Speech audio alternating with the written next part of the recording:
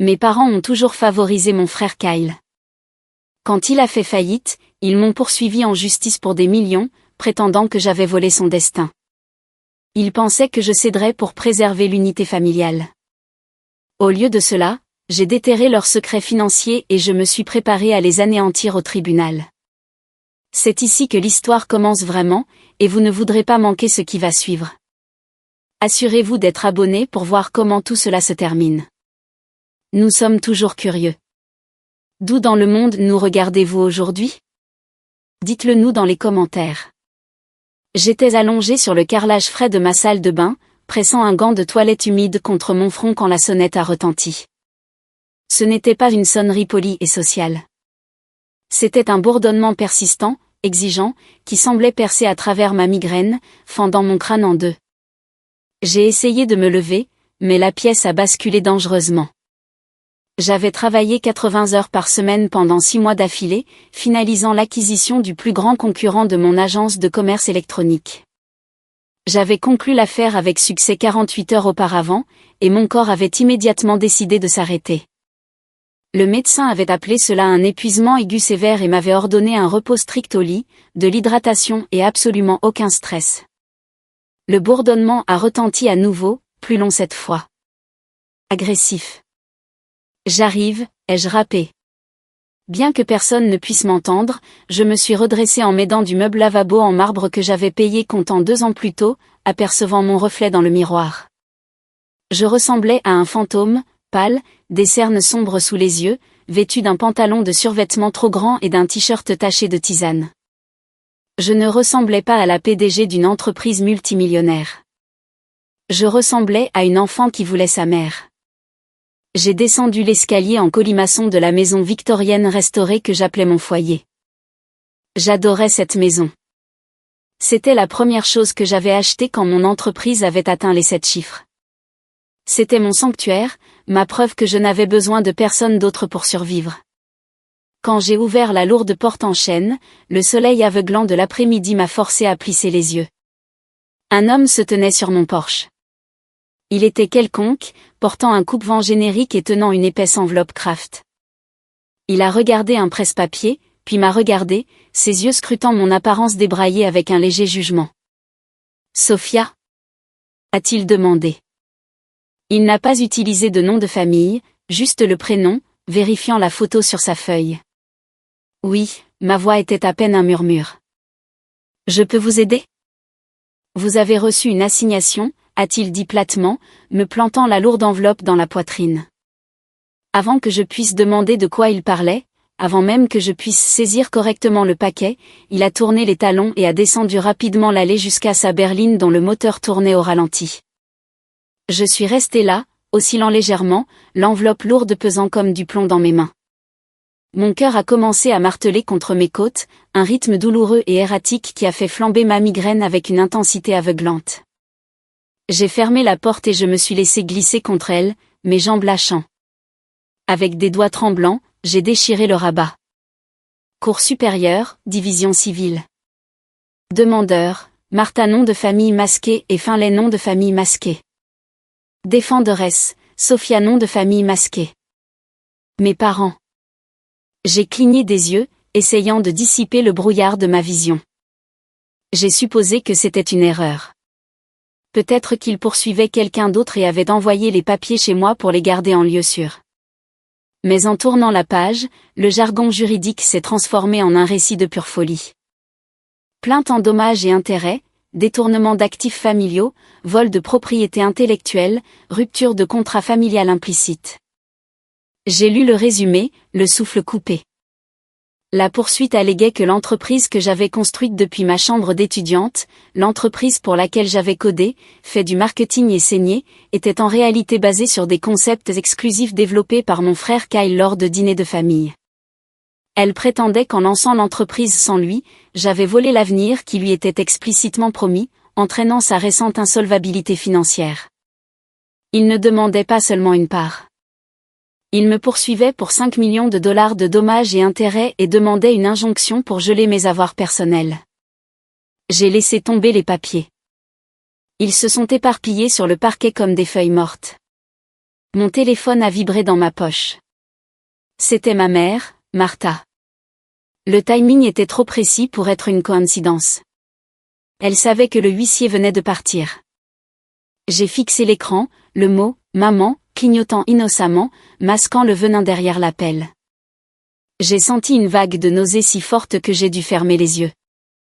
J'avais passé toute ma vie à essayer d'être assez bien pour eux, à essayer de prouver que j'étais digne du même amour qu'ils déversaient sans effort sur Kyle. Je leur avais acheté des voitures. J'avais remboursé leur hypothèque. J'avais tout fait correctement. Et leur réponse était d'essayer de me détruire au moment où j'étais la plus faible. Je n'ai pas répondu au téléphone. Je suis juste restée assise là, dans le couloir de la maison que j'avais achetée avec ma propre sueur et mes larmes, réalisant que les personnes qui étaient censées me protéger du monde venaient de devenir mes prédateurs les plus dangereux.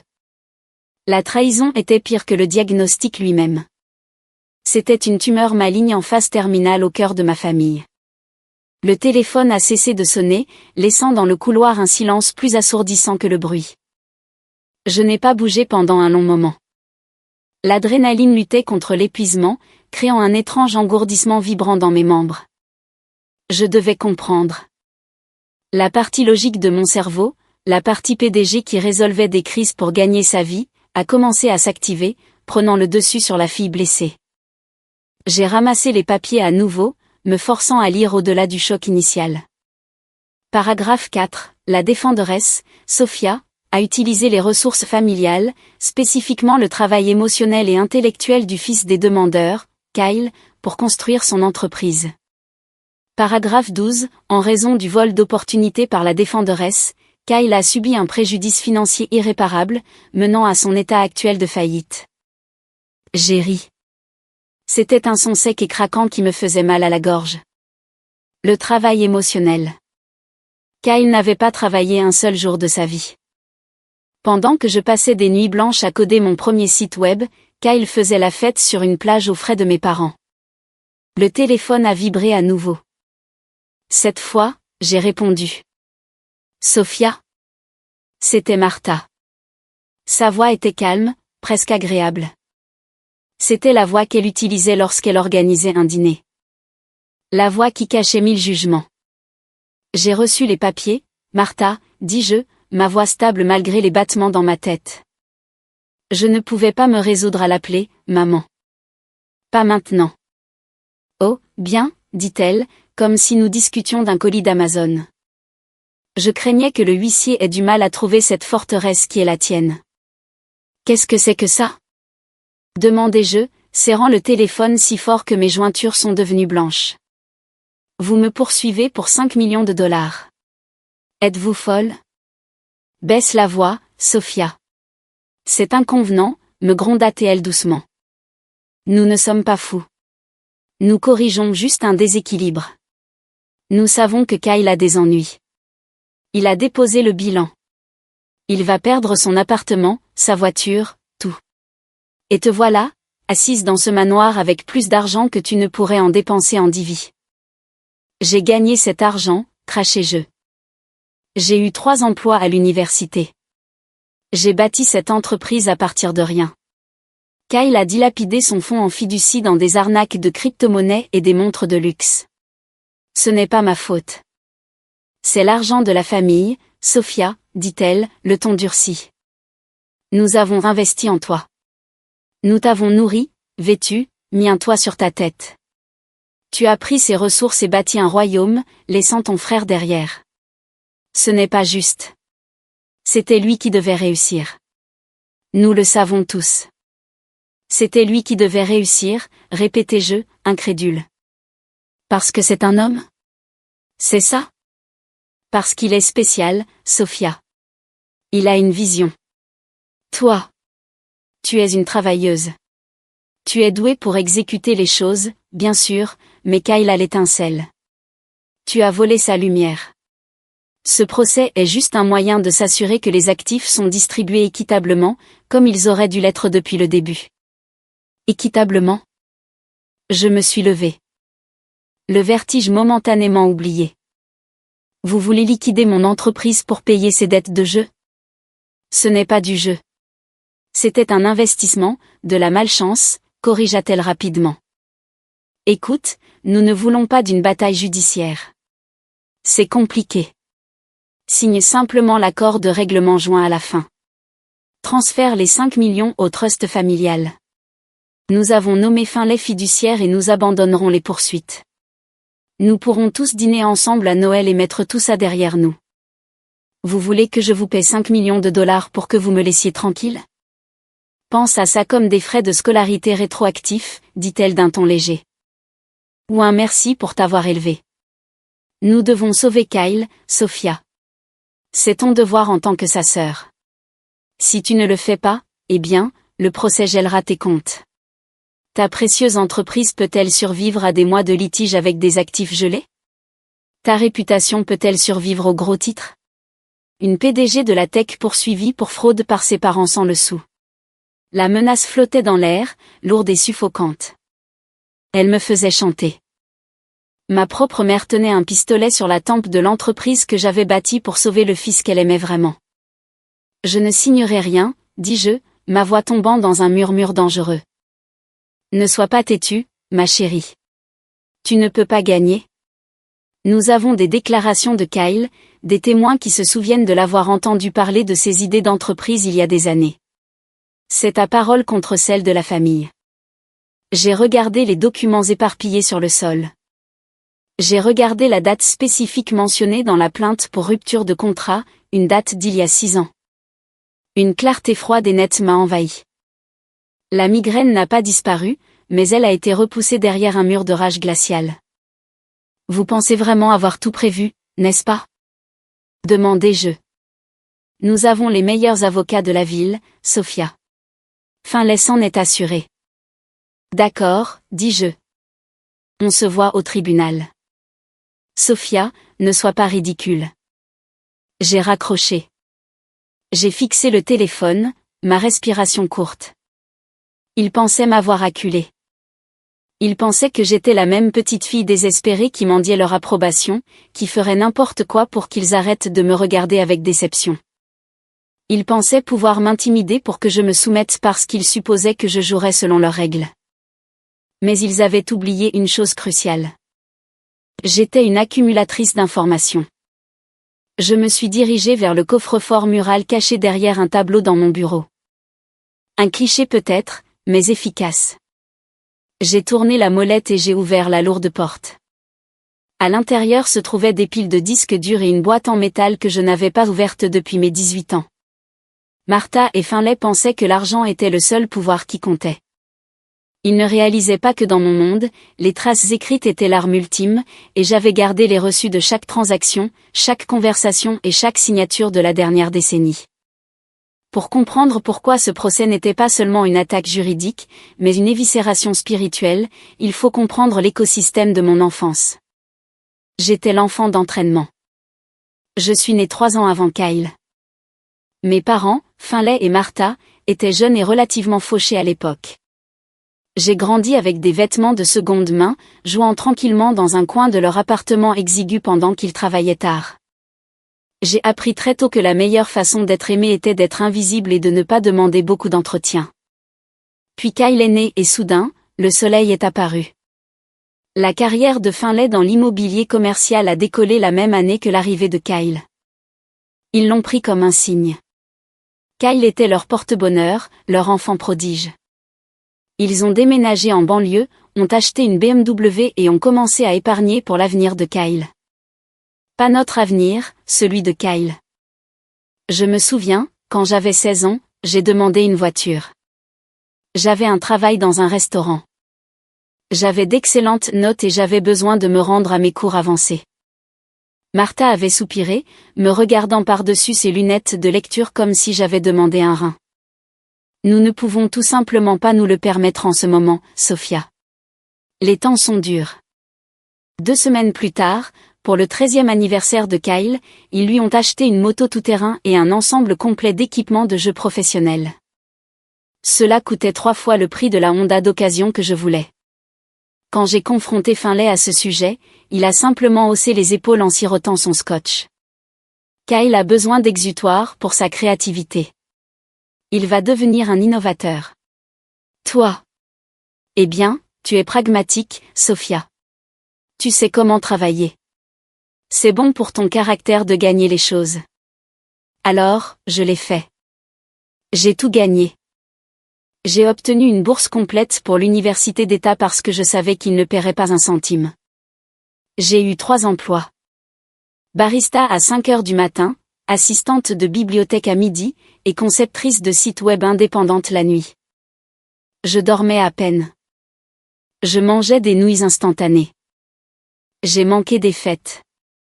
Pendant ce temps, Kyle a à peine obtenu son diplôme de fin d'études secondaires, mais cela n'avait pas d'importance. Finlay et Martha ont payé ses frais de scolarité dans une université privée d'arts libéraux où il s'est spécialisé en études entrepreneuriales. Ils ont payé son loyer pour un appartement de luxe. Ils lui ont donné une allocation de $3000 par mois pour ses frais de réseautage. J'ai regardé de loin comment ils dilapidaient leur argent. Il a lancé une marque de t-shirts qui a échoué. Il a investi dans une crypto-monnaie qui s'est avérée être une arnaque. Il a essayé de devenir un influenceur de style de vie, mais n'a réussi qu'à influencer mes parents à lui acheter une Range Rover pour qu'il ait l'air crédible. Et à travers tout cela, Martha était l'architecte. Martha n'était pas seulement une mère. C'était la manager d'une marque qui n'existait pas. C'était une femme obsédée par les apparences. Elle avait été finaliste d'un concours de beauté dans sa jeunesse et ne s'était jamais remise du fait qu'elle n'avait pas remporté la couronne. Elle projetait toute cette ambition frustrée sur Kyle. C'était elle qui organisait les mensonges. Quand Kyle a échoué à un cours, Martha a dit aux voisins que le professeur était intimidé par l'intellect de Kyle. Quand Kyle a été arrêté pour conduite en état d'ivresse, Martha a raconté qu'il était épuisé par son travail caritatif. C'était une manipulatrice de génie, une femme qui pouvait vous insulter avec un compliment et vous poignarder avec un sourire. Elle portait des tailleurs Chanel qu'elle ne pouvait pas vraiment se permettre et parlait d'une voix douce et mélodieuse qui masquait un noyau d'acier absolu. Elle ne me voyait pas comme une fille, mais comme un service public. J'étais le générateur de secours, ignoré jusqu'à ce que le courant soit coupé. Et maintenant, le courant était coupé. J'étais assise à mon bureau, la boîte en métal ouverte devant moi. Je pensais à l'homme qui devait être derrière tout ça. Ce n'était pas Kyle. Kyle était trop paresseux pour rédiger une plainte aussi complexe. Et bien que Finlay soit avide, il était aussi paresseux. Il préférait le chemin de la moindre résistance. Non, c'était Martha. Je pouvais l'imaginer assise à leur table de salle à manger en acajou, des bloc-notes juridiques étalés, sirotant son chardonnay. Je pouvais l'entendre le rationaliser. Sophia a tellement. Elle n'a pas besoin de tout ça. Elle n'a pas de famille à soutenir. Kyle a besoin d'un nouveau départ. C'est seulement juste. Elle aurait trouvé un avocat tout aussi affamé et sans scrupules qu'elle. Elle l'aurait charmé, aurait joué la victime, m'aurait dépeinte comme la fille ingrate qui a volé les bijoux de famille et s'est enfuie. Elle s'était formellement introduite dans ma vie, non pas comme une mère, mais comme une plaignante. J'ai pris un document du fond de la boîte. Le papier jaunissait légèrement. Il était daté de l'été avant ma première année d'université. Mes yeux ont parcouru le texte et un sourire froid et dur a touché mes lèvres. Martha et Finlay étaient si arrogants. Ils étaient si convaincus de leur propre récit qu'ils avaient oublié les mesures explicites qu'ils avaient prises pour s'assurer que je ne leur demanderais jamais d'argent. Ils avaient eu si peur que je draine leurs ressources qu'ils avaient légalement coupé les liens avec mon avenir financier des années auparavant. Je n'allais pas seulement gagner ce procès, j'allais les humilier.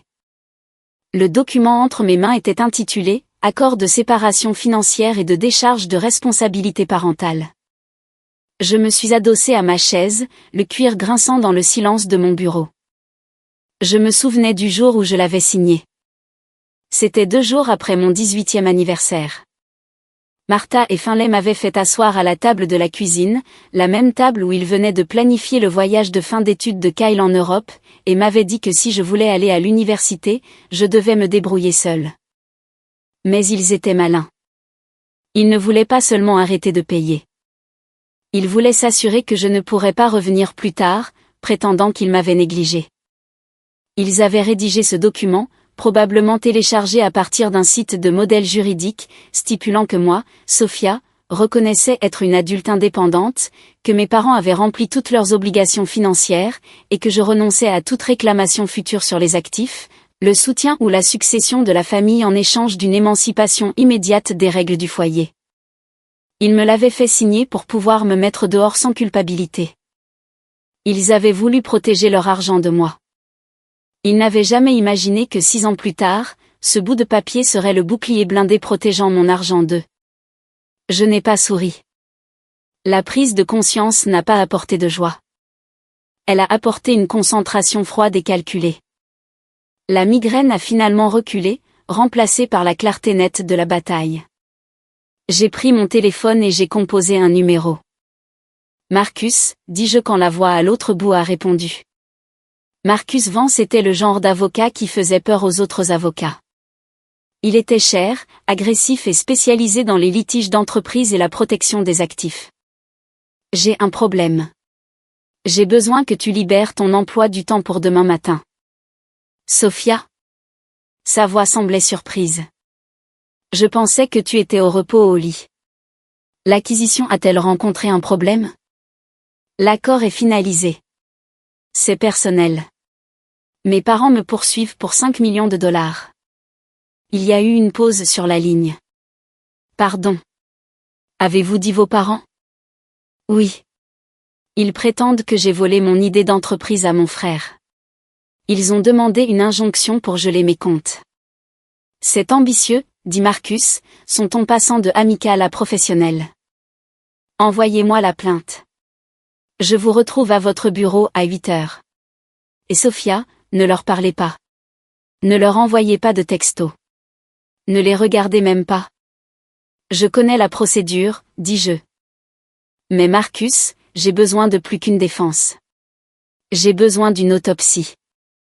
Que voulez-vous dire? Il ne ferait pas ça s'il n'était pas désespéré. Martha se soucie de sa réputation plus que tout.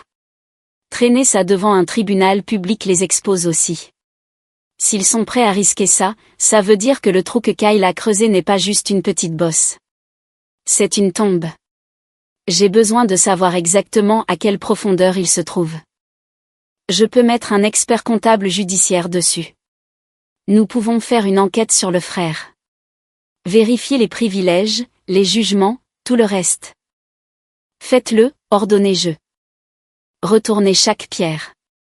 Si Kyle a acheté un chewing-gum au cours des 5 dernières années, je veux le savoir. J'ai passé le reste de la nuit non pas à dormir, mais à me préparer. J'ai sorti tous les emails que j'avais jamais échangés avec Kyle. J'ai parcouru d'anciennes conversations datant de 6 ans. La plainte affirmait que Kyle avait eu l'idée de ma plateforme de commerce électronique, un système de gestion des stocks spécifique basé sur l'IA, lors de sessions de brainstorming familial en 2018. J'ai cherché dans mes archives. En 2018, j'ai trouvé un email de Kyle intitulé « Yo, besoin de cash. Salut Soph, maman a dit que tu es doué avec les ordinateurs. Peux-tu réparer mon portable? J'ai renversé de la bière dessus. Aussi, peux-tu me prêter 500 $? J'ai un investissement sur qui arrive. C'est une application qui suit les itinéraires de promenade de chiens. Ça va être énorme. J'en ai fait une capture d'écran. J'en ai trouvé un autre 3 mois plus tard. Sauf. Sérieusement, arrête de faire t'acné et réponds à maman. Aussi, penses-tu que je devrais abandonner les études et devenir DJ? J'ai l'impression que mon énergie créative est étouffée par l'écho 101. J'en ai fait une capture d'écran aussi. Il n'y avait aucune mention de gestion des stocks, d'IA ou de commerce électronique. Il y avait seulement un historique documenté d'un homme-enfant dérivant d'une illusion à l'autre, demandant de l'argent à sa sœur cadette tout en l'insultant. Au lever du soleil, j'avais une chronologie de ma propre création. J'avais des journaux de commis y montrant mes mises à jour de code à 3 heures du matin. J'avais des reçus de serveurs à mon nom. J'avais le dépôt initial de la SARL où j'étais l'unique signataire. Je me suis douché, j'ai enfilé mon tailleur anthracite le plus élégant, celui que je portais pour conclure l'acquisition, et je suis allé à mon bureau. Je n'étais plus la fille malade. J'étais la PDG. La conférence de règlement était prévue 3 jours plus tard.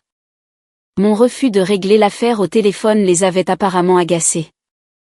Leur avocat avait donc demandé une réunion en personne pour discuter de la gravité de la situation avant de procéder à la phase de communication des pièces. Traduction, ils voulaient m'intimider dans une pièce. La réunion s'est tenue dans le cabinet de leur avocat, un petit cabinet du centre-ville qui sentait le café rassis et le désespoir. Je suis entrée avec Marcus à mes côtés. Martha et Finlay étaient déjà là, assis d'un côté de la longue table de conférence. Kyle n'était pas présent. Bien sûr que non. Il était trop fragile pour les tirs croisés. Martha était impeccable. Elle portait un tailleur de couleur crème, ses cheveux parfaitement coiffés. Elle m'a regardé avec des yeux tristes de poupée, jouant à la perfection le rôle de la mère au cœur brisé. Finlay ne voulait pas croiser mon regard. Il étudiait agressivement une tâche sur la table. Leur avocat, un homme nommé Monsieur Sterling, qui portait un costume légèrement trop brillant, s'est levé. Madame nom de famille. Merci d'être venue. Nous espérons pouvoir résoudre cela à l'amiable. Je ne lui ai pas serré la main. Je me suis assise, j'ai posé mon téléphone face contre la table et j'ai croisé les mains. Je vous écoute. Monsieur Sterling s'est éclairci la gorge. Écoutez, nous savons tous que les tribunaux coûtent cher. Mes clients demandent simplement ce qui est juste. Votre frère Kyle a contribué de manière significative à la propriété intellectuelle à la base de votre entreprise. Nous avons des déclarations sous serment de vos parents attestant que l'algorithme de base a été discuté à la table du dîner en 2018. La table du dîner, répéta Marcus, la voix sèche. Vous voulez dire la table dont Sophia était généralement excusée pour qu'elle puisse aller travailler de nuit? Nous avons des témoins, intervint doucement Martha. Sophia, tu te souviens, tu prenais des notes. Tu prenais toujours des notes quand Kyle parlait. Nous pensions que tu étais juste une sœur solidaire. Nous ne savions pas que tu récoltais son génie. Récolter son génie, répétai-je, goûtant l'absurdité des mots. Martha, la seule chose que Kyle ait jamais récoltée avec succès, c'est ton compte en banque.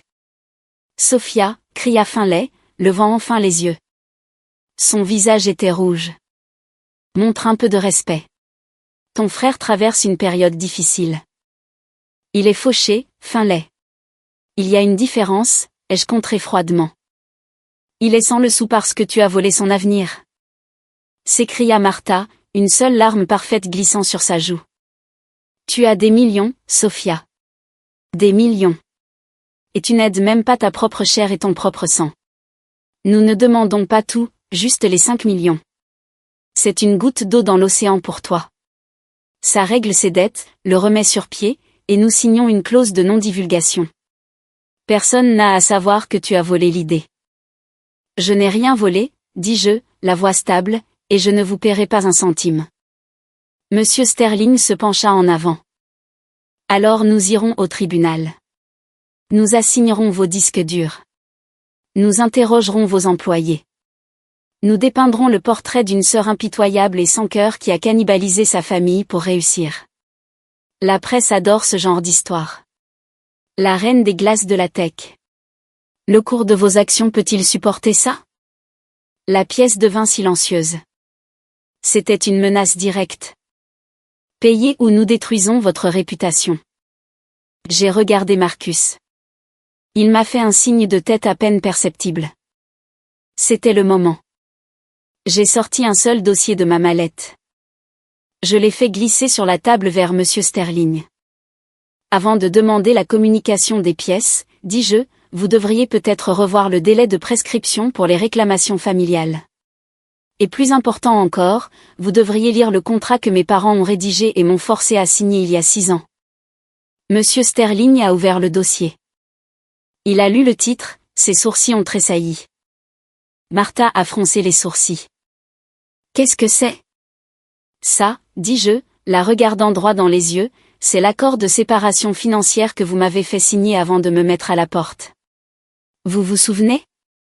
Paragraphe 4, clause B.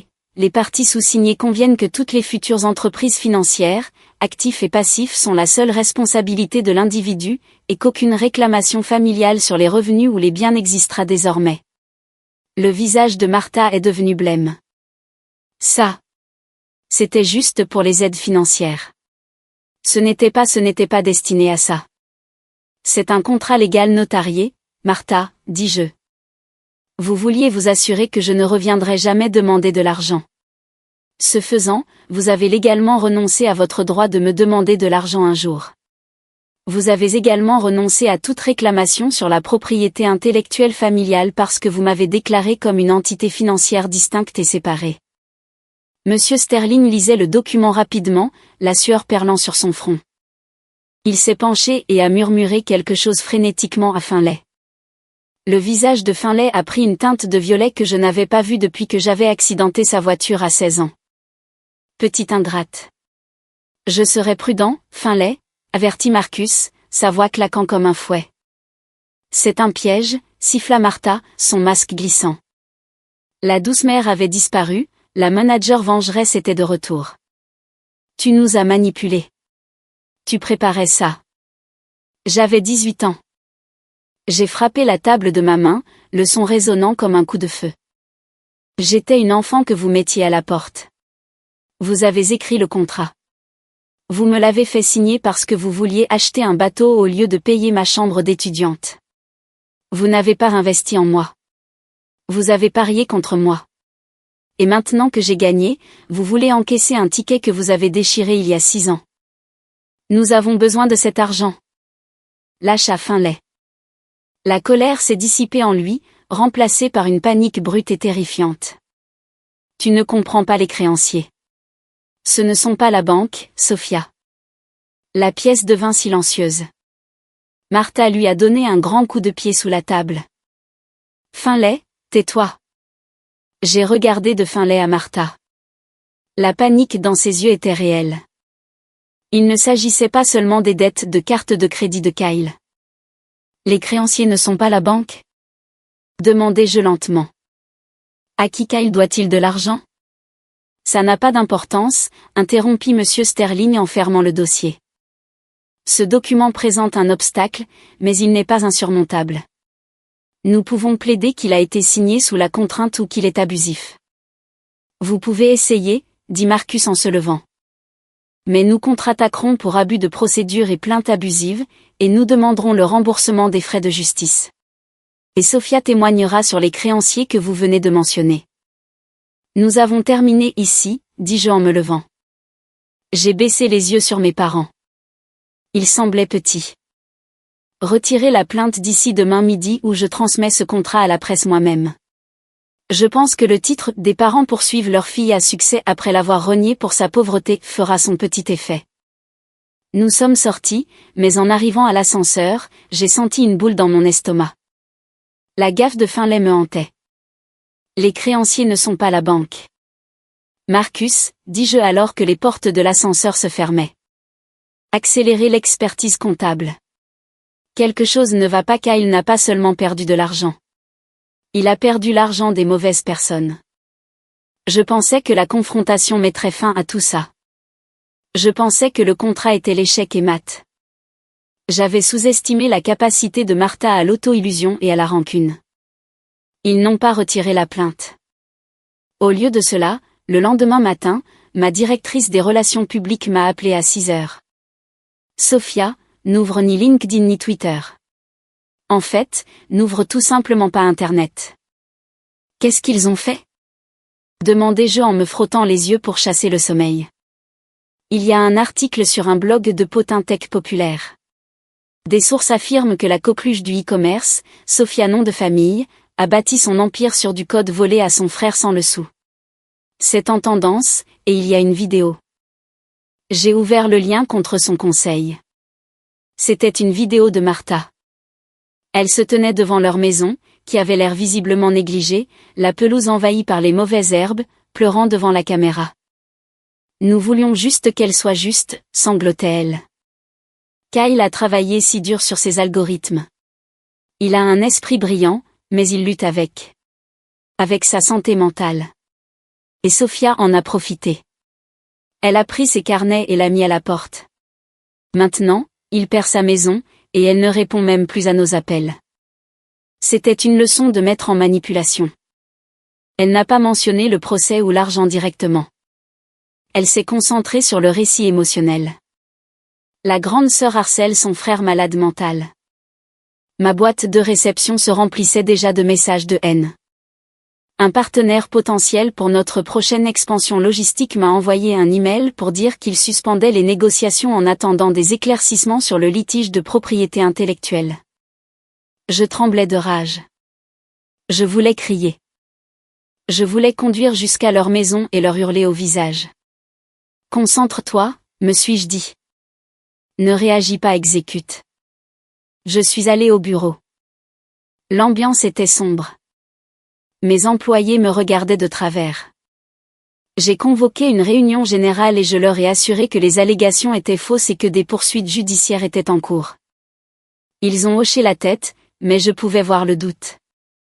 À 14 heures, l'experte comptable, une femme nommée Dr Harris, est arrivée. Elle avait l'air grave. Elle portait un épais classeur. Sophia, dit-elle en fermant la porte de mon bureau et en la verrouillant. Nous avons un problème, et ce n'est pas seulement le procès. Dites-moi, dis-je. Nous avons fait une analyse approfondie des finances de vos parents et de l'historique de Kyle. Vous aviez raison sur le fait que les créanciers ne sont pas la banque. Kyle s'est impliqué avec des prêteurs privés non agréés, des usuriers, essentiellement, il y a environ 2 ans pour financer une ferme de minage de crypto qui n'existait pas. Il leur doit environ $600 000. Les intérêts s'accumulent quotidiennement. $600 000 ? Ai-je expiré? C'est grave, mais ce n'est pas 5 millions. Ce n'est que la partie émergée de l'iceberg, a poursuivi le docteur Harris. Pour payer les intérêts de ces prêts, vos parents se sont saignés à blanc. Ils ont liquidé leur plan de retraite. Ils ont pris une deuxième hypothèque. Mais il y a 6 mois, ils ont manqué de liquidité. Alors ils m'ont poursuivi, ai-je conclu. Non, dit le docteur Harris. Ils vous ont poursuivi après avoir essayé l'autre option. Elle a ouvert le classeur et a fait glisser un document vers moi. C'était une demande de prêt de la Small Business Administration, SBA, un prêt d'aide lié à la pandémie. Valeur, $450 000. Le demandeur est Kyle nom de famille Consulting, a déclaré le docteur Harris. Mais regardez le garant. J'ai regardé la ligne de signature. Sophia nom de famille. Ma signature, ou plutôt une approximation tremblante et décalquée. Ils ont falsifié ma signature, murmurai-je. La pièce a tourné. Ils ont contracté un prêt fédéral à mon nom. Ils ont utilisé votre numéro de sécurité sociale, a confirmé le docteur Harris. Ils l'avaient probablement de l'époque où vous étiez à leur charge. Ils vous ont inscrite comme partenaire à 50% pour profiter de votre cote de crédit, qui est excellente, par rapport à celle de Kyle, qui est inexistante. Le prêt a été approuvé. L'argent a été déposé sur un compte joint que Kyle contrôlait. Il a disparu. Et le prêt est maintenant en défaut de paiement. J'ai eu l'impression d'avoir reçu un coup de poing dans le ventre. Ce n'était plus un simple litige civil. C'était une usurpation d'identité. C'était une fraude bancaire fédérale. Si je ne le signalais pas et que le gouvernement venait chercher cet argent, je pourrais être tenu pour responsable. Je pourrais aller en prison en tant que complice si je semblais couvrir l'affaire. Il y a plus, dit doucement le docteur Harris. Parce que le prêt est en défaut, la banque a ouvert une enquête. Vos parents le savent. Ils ne vous poursuivent pas seulement pour l'argent, Sophia. Ils vous poursuivent pour créer une trace écrite légale qui établit qu'un partenariat existait. S'ils gagnent, ou si vous acceptez un règlement et admettez avoir partagé des actifs, cela valide rétroactivement la demande de prêt frauduleuse. Ils essaient de vous faire porter le chapeau pour le prêt qu'ils ont volé. J'ai fixé le papier. La trahison était totale. Ils ne se contentaient pas de me récolter. Ils me tendaient un piège pour que je porte la responsabilité de leurs crimes. Ils étaient prêts à m'envoyer en prison fédérale pour sauver Kyle de son propre gâchis. Mon téléphone a sonné. C'était encore Martha. J'ai fixé l'écran. La peur avait disparu. La douleur avait disparu. Il ne restait plus qu'une résolution froide et dure. Docteur Harris, dis-je sans lever les yeux. Rassemblez tout. Le rapport d'expertise, l'analyse de la contrefaçon, la chronologie de l'utilisation du prêt. Envoyez-le à Marcus. Que allez-vous faire? Je vais appeler le FBI, dis-je. Mais d'abord, je vais m'assurer que le monde sache exactement qui sont vraiment Martha et les noms de famille. J'ai pris le téléphone. Allô, Martha. Sophia, sa voix était haletante. As-tu reconsidéré? La presse devient méchante. Nous pouvons faire cesser tout ça. J'y ai réfléchi, ai-je menti? Je veux mettre fin à tout ça. Je suis prête à discuter des termes. Oh, Dieu merci, a-t-elle expiré. Je savais que tu retrouverais la raison. Je te retrouverai, dis-je, mais pas dans un cabinet d'avocat. Faisons-le à la maison. La maison familiale, ce soir. J'apporterai le chéquier. Parfait, dit-elle. Le dîner sera prêt. Ne te donne pas cette peine, dis-je. Je ne resterai pas longtemps. Je suis arrivée dans l'allée de la maison de mon enfance à 19h58. La maison était une grande demeure coloniale que Martha entretenait avec un soin maniaque. Mais ce soir, sous la lumière crue des projecteurs à détecteur de mouvement, j'ai vu les fissures. La peinture s'écaillait autour des cadres de fenêtres. La pelouse immaculée était parsemée de plaques brunes de négligence. C'était une métaphore parfaite des personnes qui vivaient à l'intérieur, une grande façade pourrissant de l'intérieur. Je suis restée un moment dans ma voiture, agrippée au volant.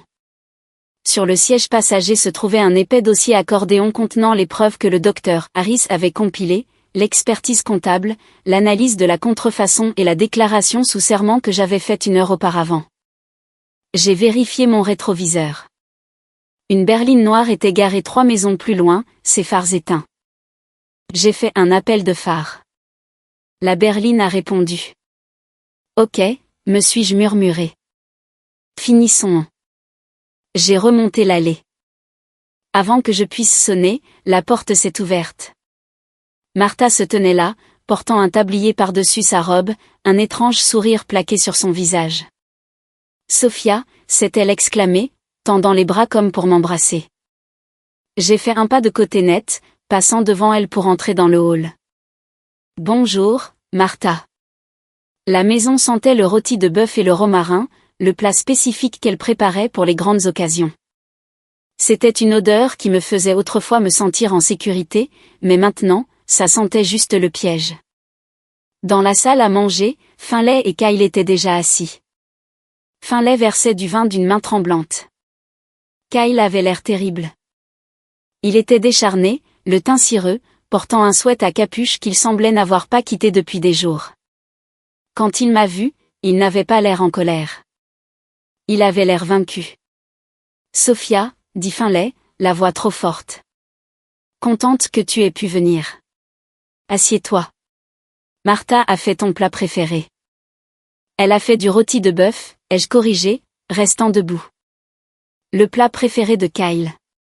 Mon préféré a toujours été les lasagnes, mais tu disais que c'était trop salissant à faire. Le silence qui a suivi était assez épais pour s'étouffer. Eh bien, s'agita Martha en entrant, s'essuyant les mains sur une serviette.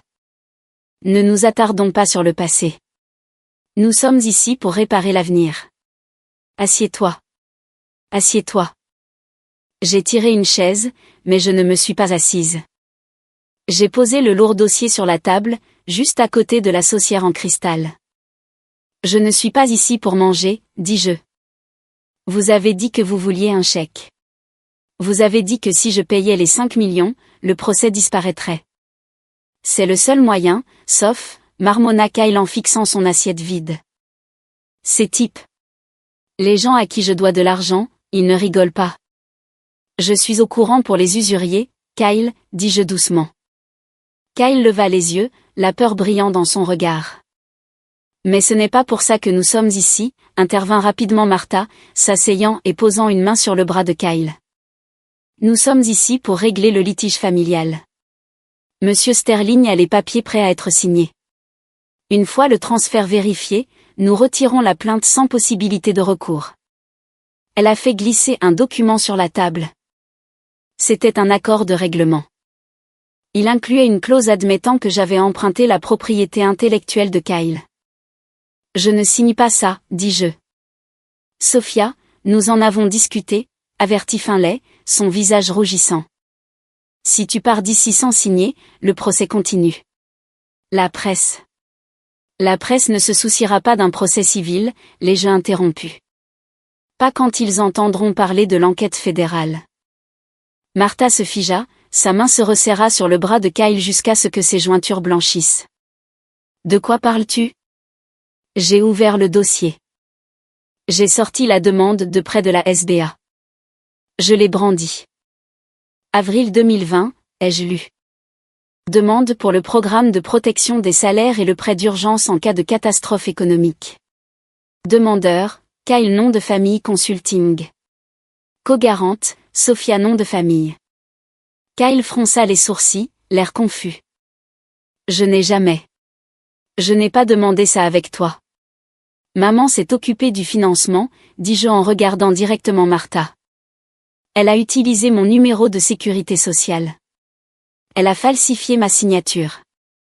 Elle a contracté un prêt de 450 000 $ à mon nom, le faisant passer par un compte joint qu'elle a ouvert en utilisant ma vieille carte d'identité du lycée.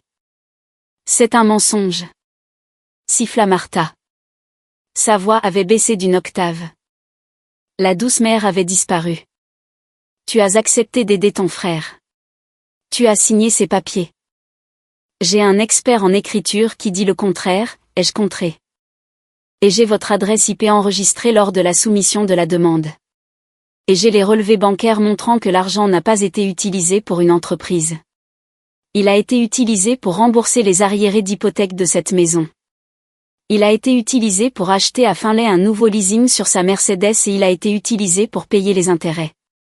Juste les intérêts sur les dettes de jeu de Kyle. Du jeu. La tête de Kyle se redressa brusquement. Tu avais dit que tu l'investissais sur le marché. Tais-toi, Kyle. Rugit Finlay en frappant du poing sur la table.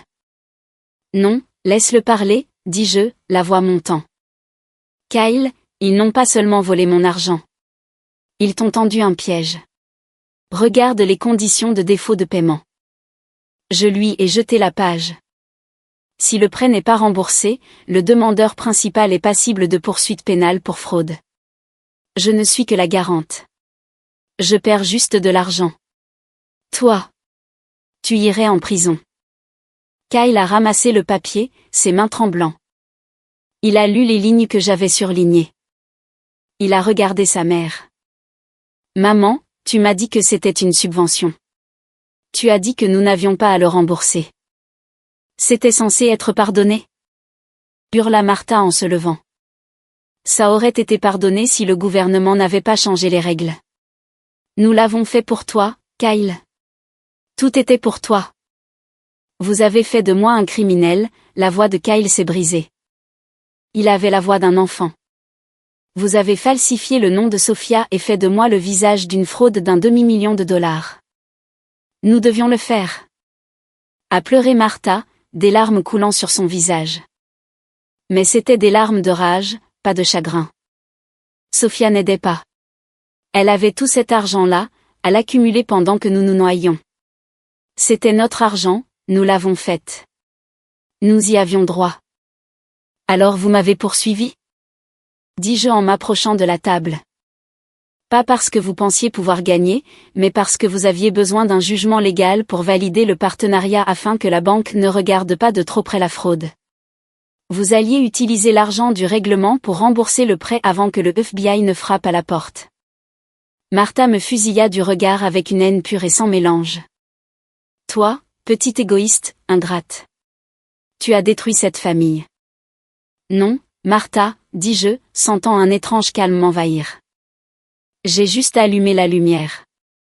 Tu n'as aucune preuve, balbutia Finlay en se levant pour rejoindre sa femme. C'est ta parole contre la nôtre. Nous dirons que tu l'as autorisé verbalement.